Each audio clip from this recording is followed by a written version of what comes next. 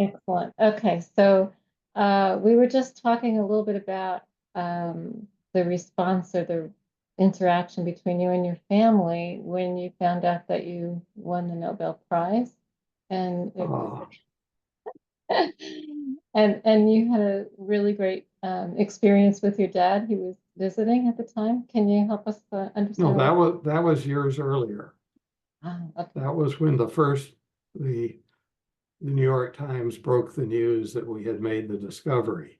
okay. And it just happened that he was visiting us. He lived in Houston. We were in New Jersey, obviously. Mhm. And we weren't actually subscribers to the Times, but while we were making breakfast the next morning, he went down to the pharmacy in Homedale Village and bought a New York Times, brought it back, and there on the front page of the Times was a picture of our antenna and the start of an article about our discovery. A great And time for father and son. it's really great. And you were saying that you hadn't kept your dad up to date I on it. hadn't, Yeah. yeah, I don't think he knew this was coming. Did anyone know that it was coming? Did you think that the other friends and family were aware? Um, Actually, uh, my initial attitude was that, well, this explanation is a possibility, but there may be some other explanation. I see. And Walter Sullivan with the New York Times sort of pushed me over into thinking, well, I better learn some cosmology. That this seems to be the real explanation. The world's taking it seriously. That's really nice. It must have been an interesting conversation with the New York Times, correct? Mhm. And and so from that point on, did more of your friends and family begin to notice what you were doing since you made the front page of the paper? I didn't notice it if they did, but they may have. I see. Okay. So at that time, when you were working at Bell Labs, did you enjoy the collegiate attitude and opportunities of working with people who were interested in not only advancing technology for industry, but also advancing research and opportunities to continue the discussions that you had with astronomy and so forth? Well, I think one of the marvelous things about Bell Labs is that people were encouraged to contribute across department lines. In a university, there's sort of a group in a department and they work together, but they pretty much rewarded for things they do in their group. Whereas at Bell Labs, if you contribute to someone way over somewhere else, uh, that that could be part of your annual review, and you would be rewarded for it. That's So very cool. people were very willing to share their expertise, and Bell Labs was full of people who had written the book. Yeah, yeah. Uh, What's really cool about hearing this is I'm reminded of how different things are at different companies. And when people are out there in the real world, living their life, sometimes they're faced with those decisions about working with others, collaborating and sharing. And were you always privileged with that opportunity from the very earliest days, or were there times when you knew that you had to sort of look at your own paper and concentrate on one particular thing? well, certainly I had parts of projects that I did myself, but I think always it was in some sort of collaboration, one way or another.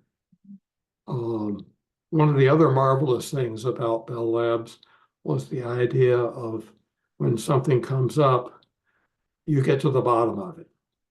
You don't just brush it off if it's not, doesn't seem to be too important. Of course, if it's really unimportant, that it doesn't count. But people, we were allowed to spend, I don't know, a year and a half or something, uh, investigating this funny noise that we had found without people saying, well, why don't you get busy and do something useful? Right. So were you able to explore some of the work of people who had preceded you at Bell Labs and look to them for some guidance? Well, yes, Art Crawford had built the 20-foot horn reflector, understood antenna theory. He and Dave Hogg had made measurements of horn reflectors. There was all this background information about what it should be able to do.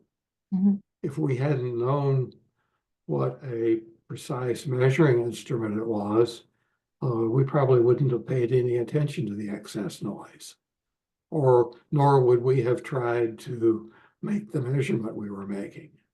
But we we knew from the background work which had been done that we ought to be able to measure some property of the sky independent of the earth around us.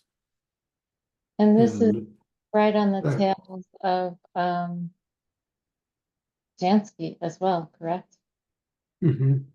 Yes, I think Jansky may have been behind some of this, that Art Crawford and Carl Jansky had come to Bell Labs at the same time.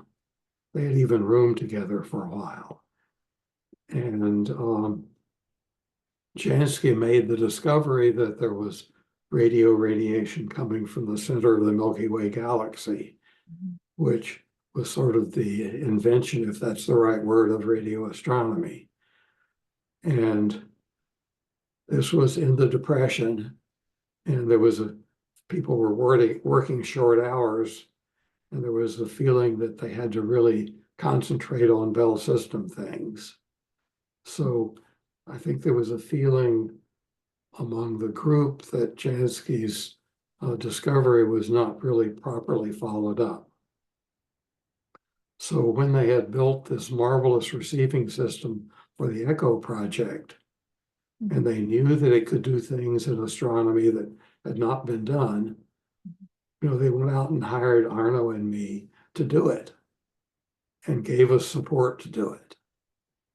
And you had And worked with some of those people before you came to Bell Labs, or you had interacted with them, and so you had a good idea who you were going to be able to work with and what sort of opportunity you had there, correct? well, we had worked a little bit with people at Murray Hill who had uh, invented and perfected the traveling wave maser amplifiers.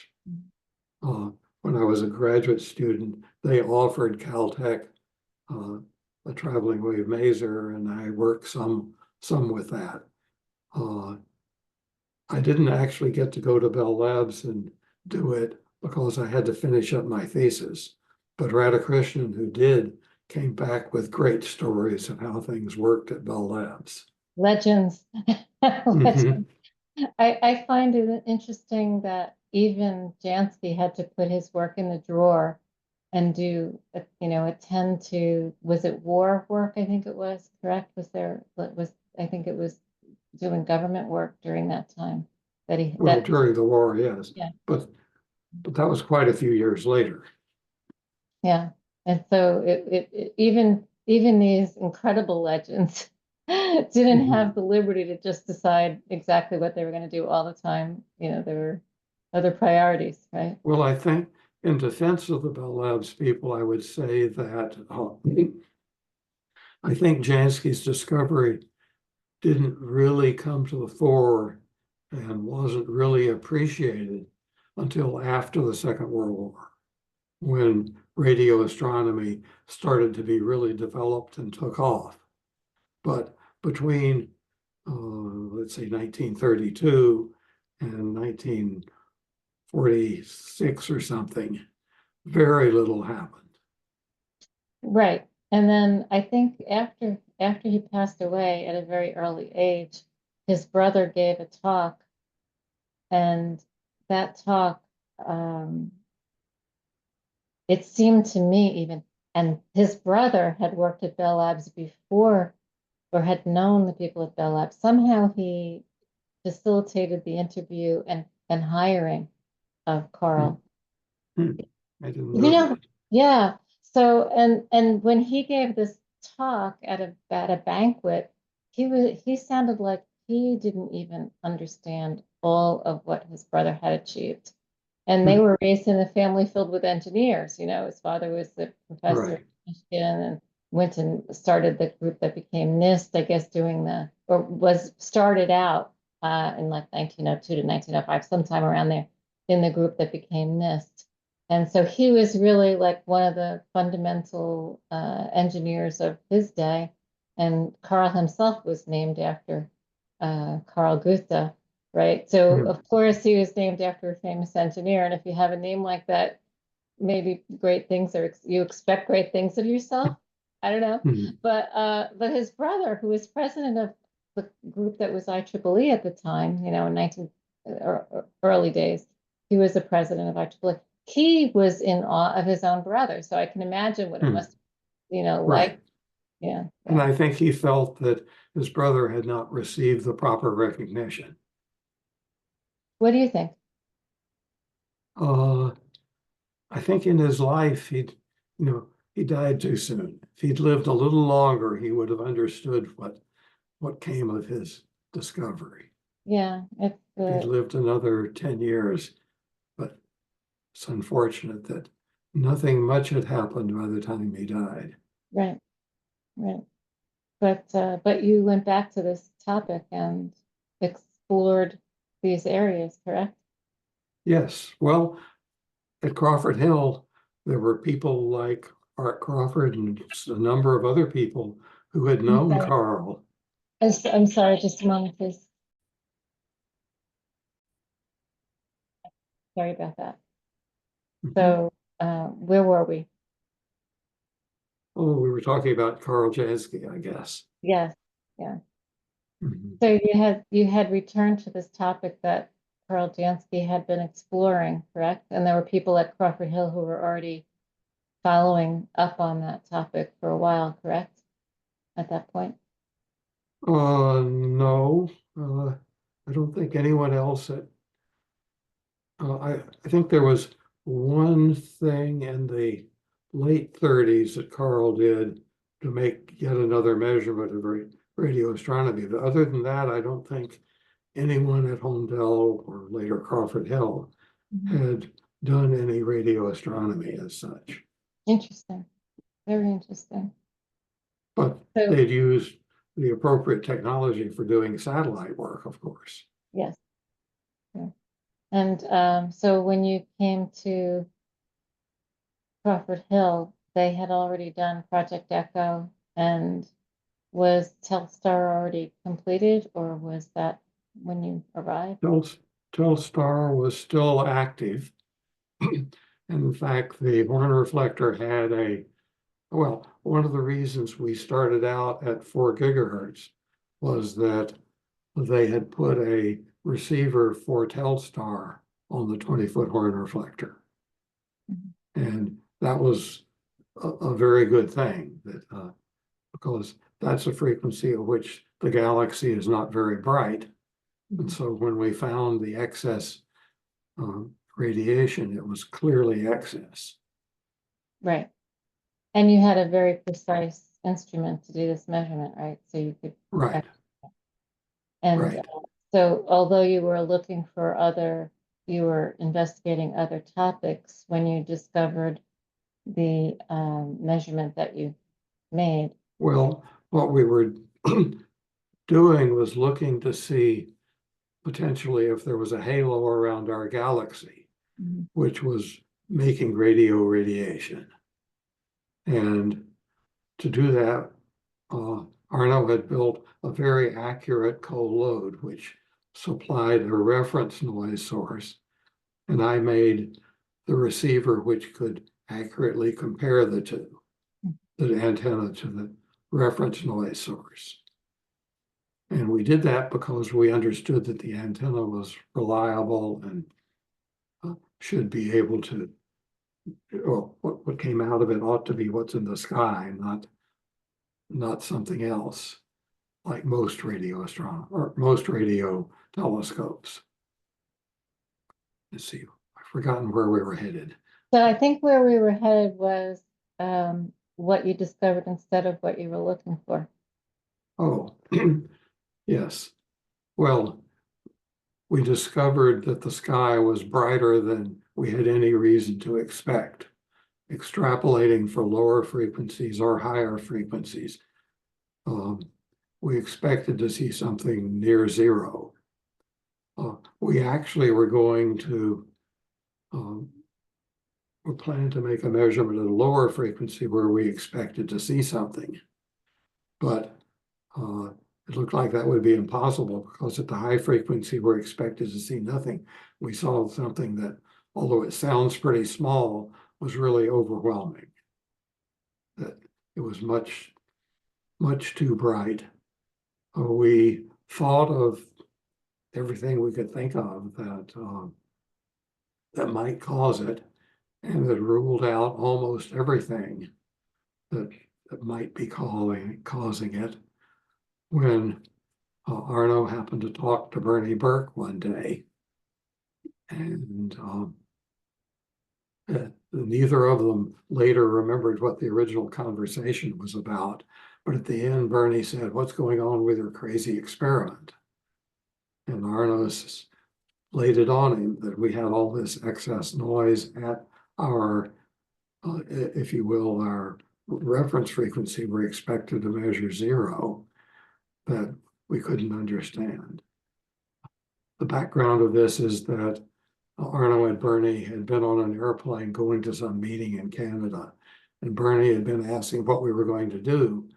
And when Arno said we were going to look for a halo around the galaxy, or at least measure the minimum brightness of the galaxy, Bernie said, "You're wasting your time. There's no halo around the galaxy." But fortunately, we didn't pay attention to that. You mean like this picture behind me? The halo around the world. Yeah, that's good. So anyway, he had heard about a talk from someone at Princeton about the expectation that there would be such radiation left over from the Big Bang. So there was a big competing theory there at the time, right? The steady state. Yes. Yeah, steady state theory and Big Bang were the two possibilities. The rough idea of steady state is as the universe expands, new matter is created, and later new stars and everything. And so the universe looks the same now and, 10 billion years from now. No. But anyway, and Sir Fred Hoyle was one of the leading exponents of that theory. And my one cosmology course during my PhD work had been from Fred Hoyle. So it seemed philosophically nice to have everything stay the same. Well, although it requires some new physics. It also makes it logical to write a book that you think is going to be used for many, many years if everything stays the same, right? I mean, now we have to have new ways of updating information. How do you, I mean, that's when you think about like what kind of advice, what do you think, like what's going to happen in the future? That's a big thing about future, right? Is as science evolves, as discoveries are brought in, we really have changes in what we teach and the way we teach and the way people interact and do the things they do. Have you thought much about how you believe we can facilitate that process so that people can incorporate new information and help people stay up to date on these important discoveries? No, I haven't thought so much about that. It's very difficult these days because there is so much going on. So many journals one might potentially read that there's not time to read. Right. It's a never-ending problem, I guess, right? Right. And the internet seems to just make even more information available, which Yeah, is hard. it's, So it's, I don't know what the answer is. I'm glad because it gives us a chance to explore new things, right? Mhm. Yeah. So, Right. yeah, one of the things we want to do is to maybe even help people look again across the 100 years of Bell Labs, right? Because this coming Mhm. year is the 100th anniversary. And it would be really nice to take a stab at like documenting astronomy, Mhm. satellites, and modern communication, just sort of like a slice through it and tell some of the stories um, again, like from today's point of view, but looking back across what's happened over the years at Bell Labs. And I often think that one of the cool things about history and about conversations like this is that it's a maybe we're asking the same questions, but we're asking it in this context today at this time and how this time adds to that conversation. It's not the same answer that you may have had 10 years ago or 20 years ago, right? Like, Mhm. so these things do have new meaning with the people who you're in the room with, who's in the room at this time. Right. Yeah, And Bell Labs often produced ideas uh, that were impractical with the present technology. But in the future, like the original idea for cell phones, exactly. in 1946, who could have made a thing in my pocket? Yeah, Impossible. right. But but exploring those ideas and being ready as the technology develops is a wonderful thing. Exactly. Exactly. And it's always um, challenging, daunting to see if which thing has to come first in order for it to happen. You know, many people have great ideas, patents, innovations, whatever, and they don't always get to be realized because Mhm. of a budget or the other pieces that are missing, or someone having to do a market plan or, you know, get funding or compete in some way for a limited resource. But Mhm. once in a while, there's a real issue that changes everything. It makes people look to a solution they never would have looked to before. And these days, we look at technology quite a lot to solve problems, right? To Mhm. solve problems that maybe never had been considered to be technology problems before, Mhm. right? Right. Yeah. So if you were to think about like what you would like to see, how you would like to, I don't know, influence people to look to the future. I personally would like some of it not to be based on business model, but to be based on inquiry and interests and, you know, humanitarian maybe or other inspiration. What do you think? Yes, I think we ought to be thinking about what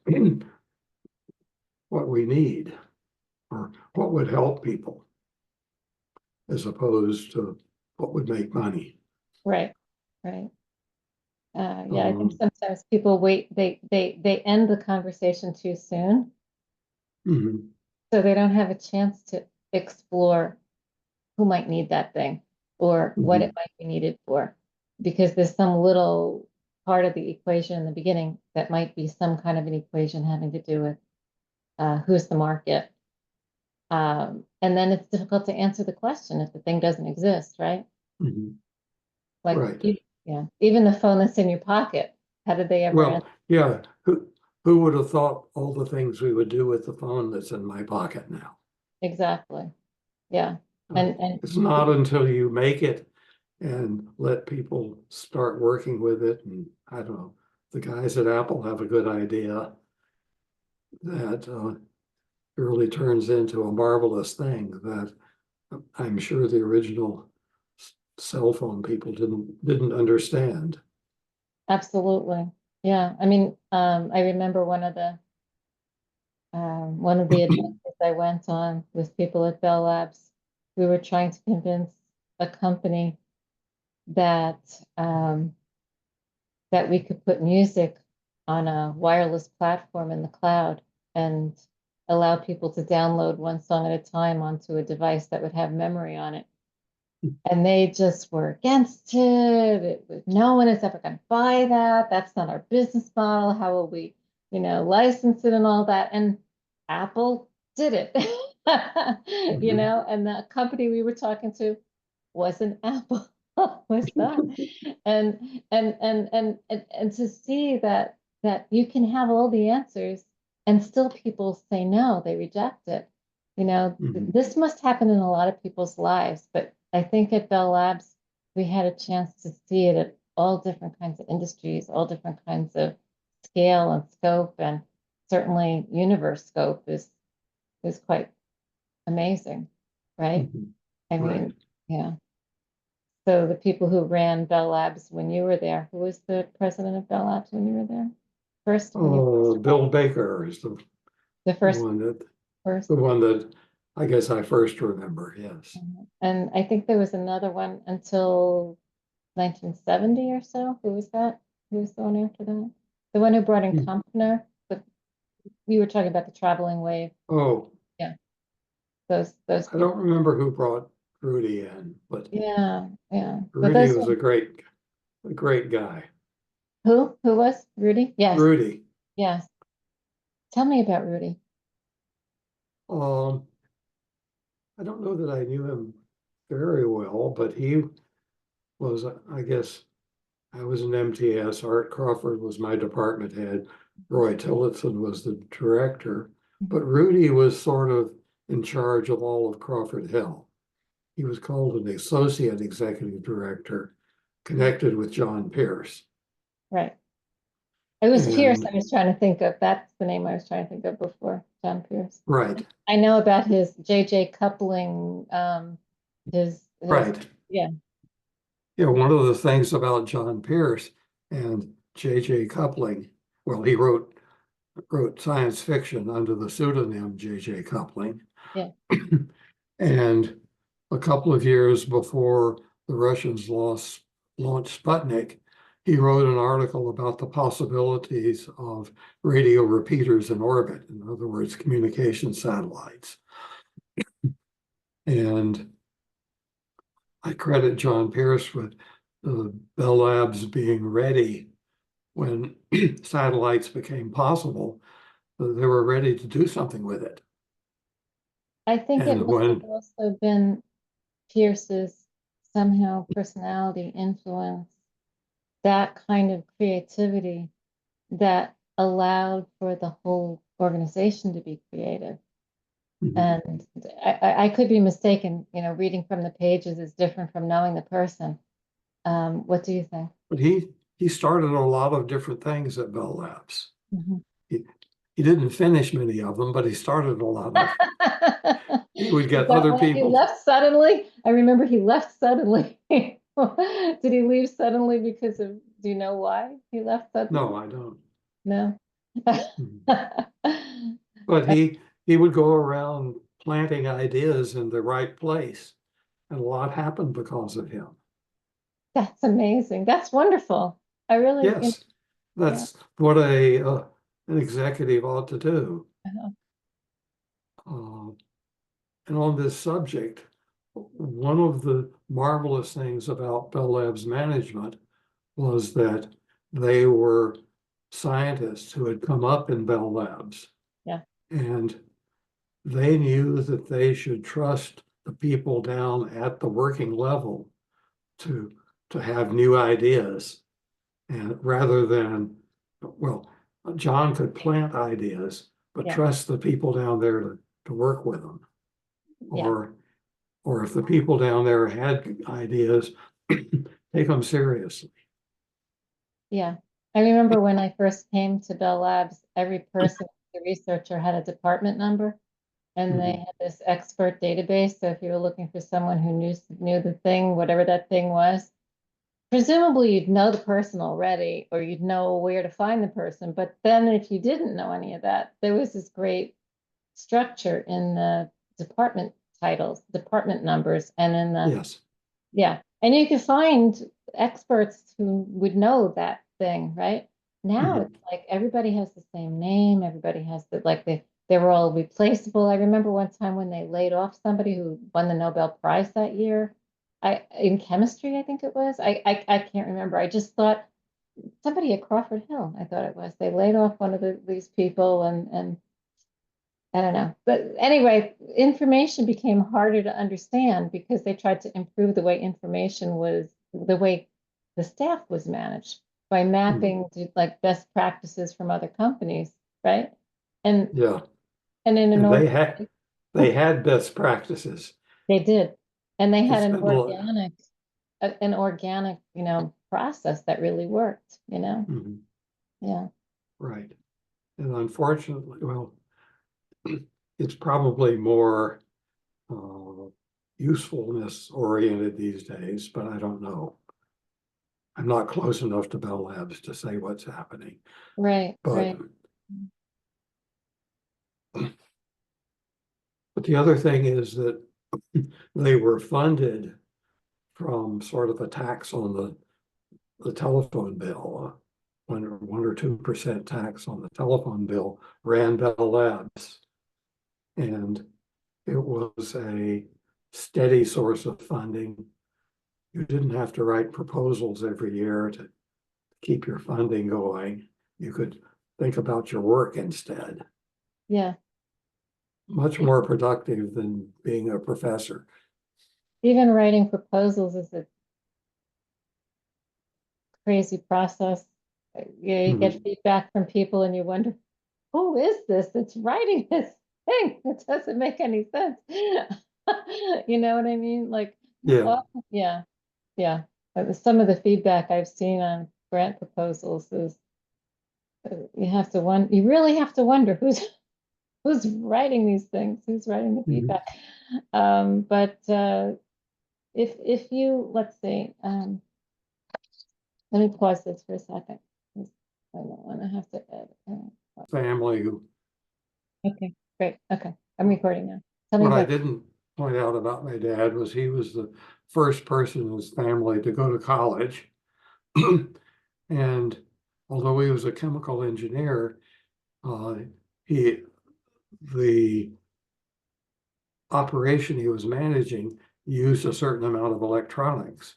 And he somehow, and I wish I could go back and ask him the questions, how he learned the electronics he knew. But he was an inveterate do-it-yourselfer.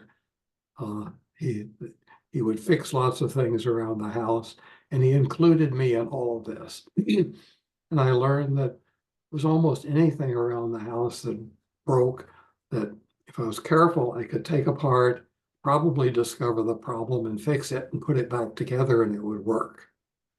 So And when you take things apart and you see how it works, do you then suddenly or organically come up with ideas about how it could work better? Is that one of the processes by which you face some, sometimes, yes. But that, well, and during the Second World War, uh, electronic parts were scarce because they were all used in the war effort.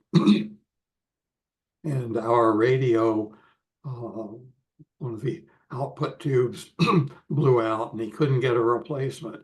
So he actually changed the circuit so that it could use a different pair of tubes that he could get. Anyway, this understanding of electronics he passed on to me. And starting making a crystal set as a very young kid. But he let me use a soldering iron, his test equipment, and later work on radios with lethal voltages inside. But uh, and during and brought home magazines that I could read and learn about it. Mhm. I remember one particular magazine that was aimed at radio technicians who fixed radios. And there was repeating article of a fictional radio shop and problems that came in and how they solved the problem. I think I learned a lot about problem solving just by reading that stuff. Not to mention by being with your dad while he spoke out loud, while he showed you what he was thinking and what he was doing. My dad grad, Right. my dad was an electrical engineer. He went to Manhattan College. And he didn't get to work for very long in the field because his dad died and things happened and so forth. But his whole life, he taught me just the way you're talking about that, Hmm. he was thinking out loud and he was Right. doing, and I was meant to watch what he was doing and learn. You know what I mean? It was a wonderful experience being around someone who thinks that way. And Right. yeah, I think that's Hmm. part of this, a lot of someone else who was a client when we were at Bell Labs, um,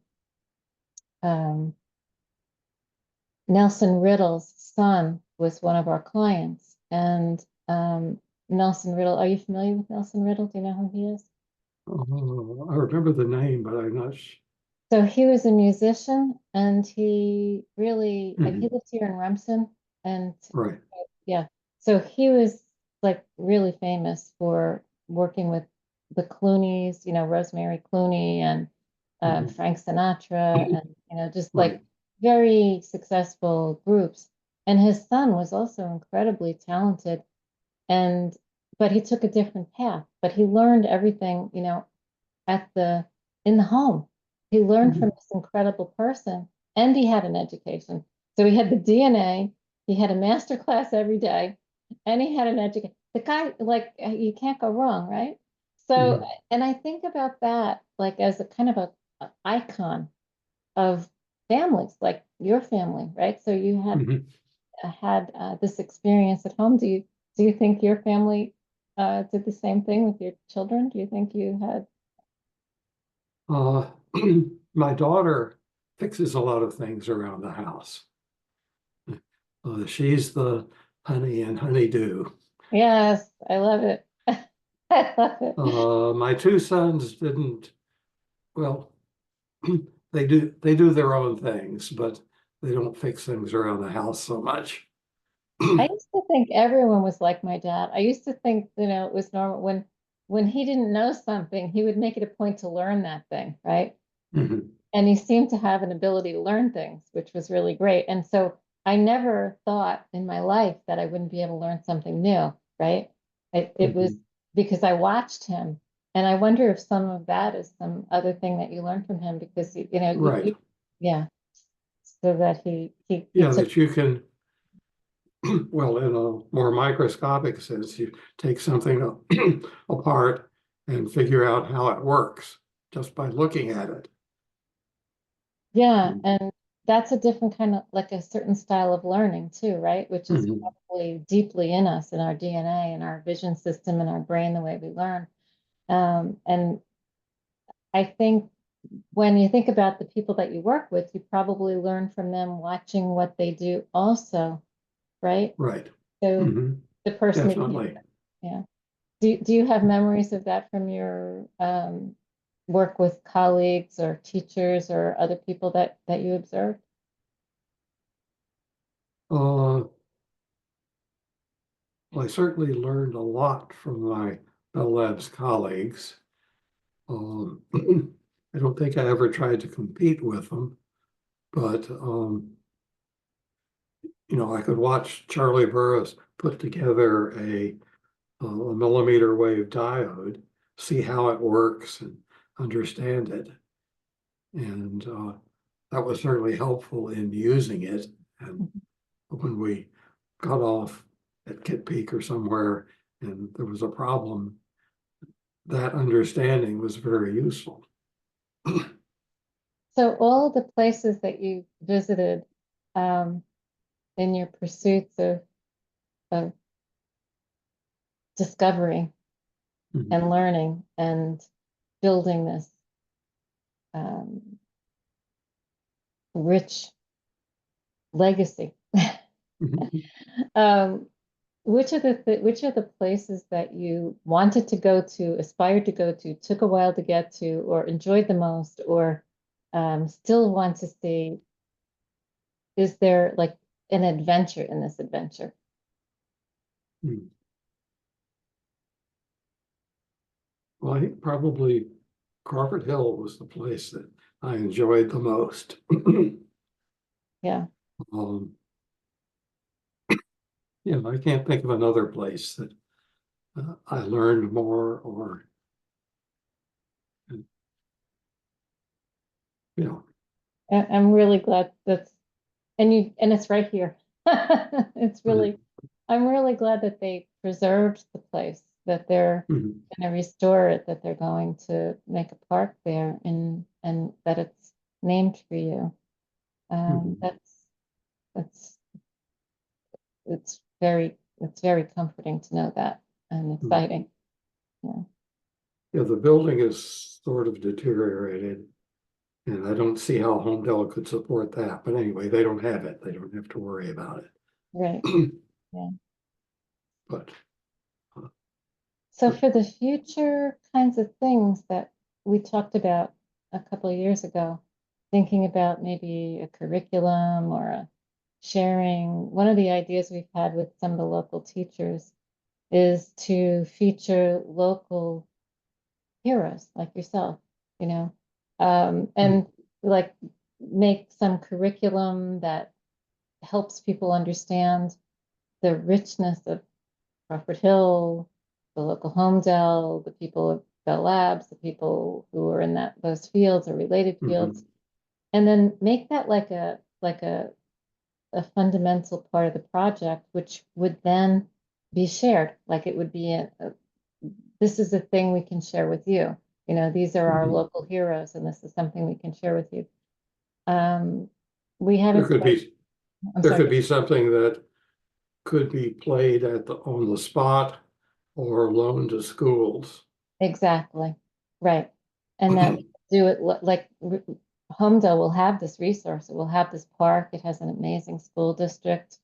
And there are a lot of other school districts in the area that would benefit. People, could come.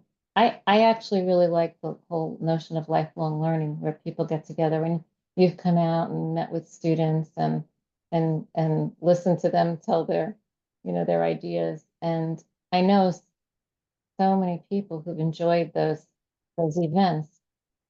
Is that something I know you've been doing it for years? You've been going and giving classes at different universities and different schools.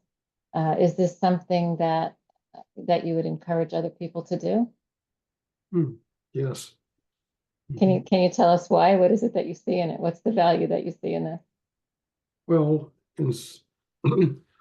inspiring and sort of leading young people toward a productive life.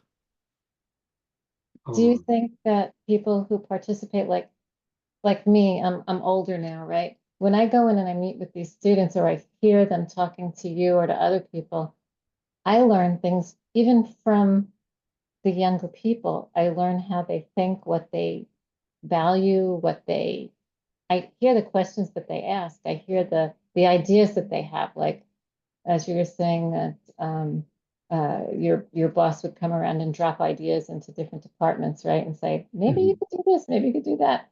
Um, I think sometimes I hear that from the young people too. What do you think? I'm sorry, say again. I think sometimes I hear bright new ideas even from the young Mhm, people. And mhm. and and I see the mentors get excited about that. I see the Right. teachers get excited about that. Mhm. Yeah, Right. yeah. Good. It's good that the teachers recognize new ideas and applaud them rather than just trying to poke facts into students. Right, right.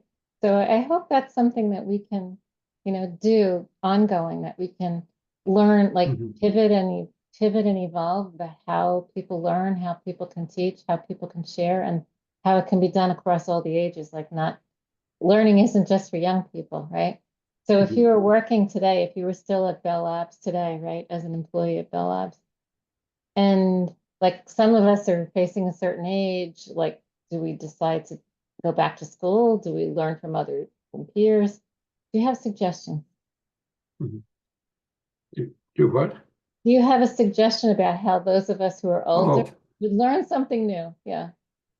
I guess get interested in something. Start reading about it or finding people who know about it. Talk to them. I think that's a I good don't idea. know. That's a very good idea. Is there anything else you'd like to tell us today that would be? Um, I don't think of anything right now. Um, Certainly in my present job, I enjoy also some of the other people up at the Center for Astrophysics and having students and postdocs around who are indeed a source of new ideas or Mhm. new approaches to things Mhm. that maybe I'm a little ossified and it's good for them to push me in a new direction. Mhm. But I think I also can lead them somewhat uh, toward productive things. Um, so, well, I enjoy still doing it. I'm glad. I'm really glad. Maybe we can get together again and talk about Kit Peak when you have time. Okay.